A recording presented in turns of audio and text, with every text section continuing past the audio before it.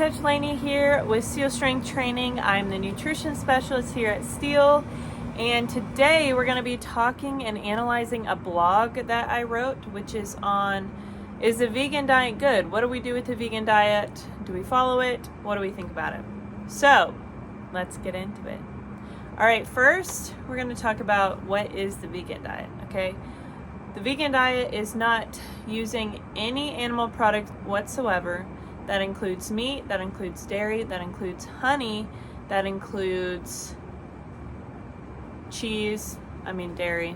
So literally anything that comes from an animal, whether it's through honey or any type of animal product at all, is not used. So you're left with plants, grains, and fruits, and legumes and all that. So let's talk about it. First, we're going to talk about the health risks associated with the vegan diet, okay? So in the blog, there's a diagram that talks about the health risks of a vegan diet, all right? Depression, anxiety, this is caused by omega-3s and a zinc deficiency. Hypothyroidism, which is an iodine deficiency. Sarcopenia, which is inadequate high-quality protein. Osteoporosis, no vitamin D and calcium. Anemia, iron and B12 deficiencies. Dermatitis, zinc and protein deficiencies. Dermatitis, zinc and protein deficiencies. And hair loss, protein, zinc, and iron deficiencies. So, mainly all the health risks are associated with lack of meat consumption, because all of those things listed are in meat for the most part. Okay, so I found a article on a doctor who did research on vegan diet, what happened with the people who followed the vegan diet, and basically he talked about how the vegan diet is different than how a lot of historical, like our ancestors and people in the past, have eaten. So not all, but a majority of people groups have always included animal products in their diet. So that's how we have genetically adapted. That's how our bodies are used to eating. And so when we cut out huge major food groups that we've been genetically adapted to for years, there's going to be some health risks associated with that, okay? So that's basically what he said, summarizing that. And he put as an example, limiting all animal foods would be like deciding you're going to feed a tiger tofu and expect it's going to be healthy.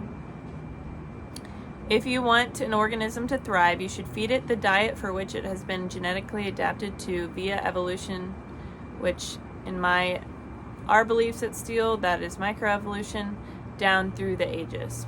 Okay.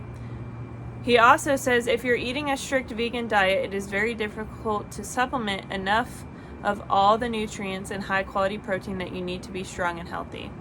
So basically, kind of going along with that diagram, talking about the health risks, a big one is protein deficiencies. Okay, this can be really dangerous. It can lead to many different complications. Because you're canceling out all the major high protein foods, you are left with beans, legumes, and processed grains or soy that is made into a protein product for vegans. So I, in the blog, put a list of all the vegan proteins and how much is in each one.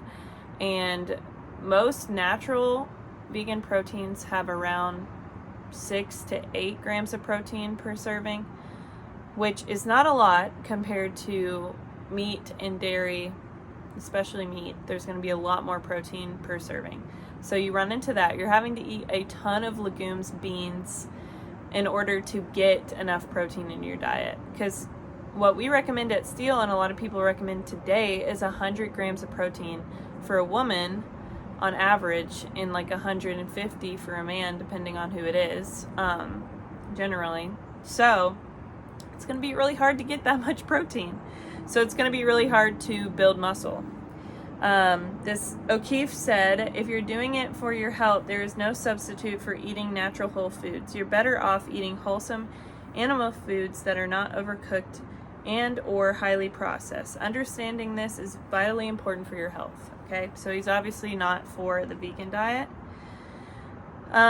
So yes, that's what you're going to run into, is having to eat processed vegan proteins like soy, which would be or not soy itself, but tofu, which is mostly soy protein. And then there's some grain, I forget the names off the top of my head. There's some grain proteins that are made from grains that are considered high protein. But the majority of the high protein things are manufactured and processed in order to have naturally occurring protein that's, in the 20 gram range.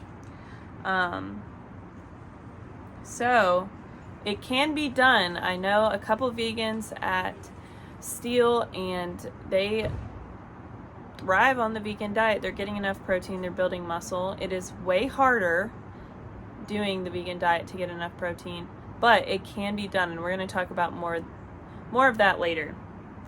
And then lastly, the study found that vegans consumed the least total protein compared to other diet groups. So that's going to cause insufficient protein, particularly in instances where legume, seeds, and nut consumption is limited. Vegans consume fewer essential amino acids than non-vegans.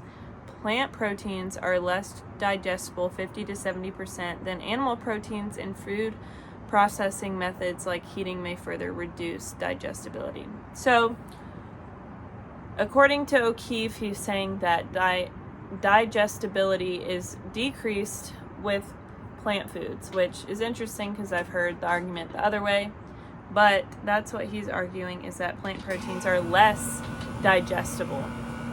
So, and I forgot to add this earlier, nuts would be another way that vegans could get protein. However, what you run into with nuts, and I hear this all the time, is all my clients will be like, oh, I eat a lot of protein. My protein snack is nuts today. Okay. That is not a high protein food. It does have protein in it, a decent amount, maybe like 5 grams, but that's not a high protein food. A high protein food is like 20 grams. All right. And you also have to look at 15 to 20 grams. You have to look at the calories. Okay. To get enough protein in peanut butter and nuts, you have to eat so many calories and so many grams of fat in order to get enough protein. So that's something to consider if you're considering the vegan diet, is the calories that come from trying to get enough protein. So those are kind of the main cons, all right? The main pros are going to be going back to the 5 principles of nutrition with Steele. One of them is don't eat foods that make you feel bad. So there was a girl on my track team in college. She wasn't a vegan, but she's a vegetarian because meat made her feel terrible. She could not digest it well. And so she thrived, built muscle, and thrived on the vegetarian diet, and she killed it. All right. But she had to try really, really hard in order to make that work for her. Okay. So it can be done. All right. So if dairy products, meat products, any animal products make you feel bad and you can't eat any of them, then vegan diet might be for you. All right. Like I said, there's some Steel clients who do really well on the vegan diet. Not many. It's probably like 1%, but hey, it works. They're thriving. But the main things that you have to watch against is eating vegan food and I'm talking not natural vegan food, which would be plants and fruits and nuts and seeds. Things that are processed to be vegan normally are packed with seed oils, and if you don't know why that's bad, watch my seed oil video.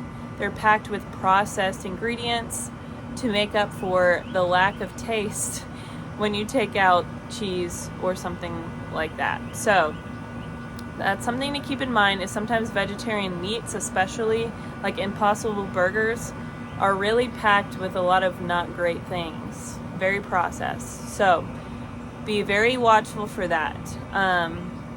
Another pro for vegan diets is a lot of people have done really well going on the vegan diet who do it well because they are eating so many plants, so many micronutrients from plants and fruits, and so they're feeling a lot better, especially with high fiber. High fiber is the main reason why people feel really good on the vegan diet. So that's something to note, is normally people going from an unhealthy lifestyle to something like this, they're cutting out all the oils, they're cutting out, fast food, things like that. Obviously, you're going to feel a lot better.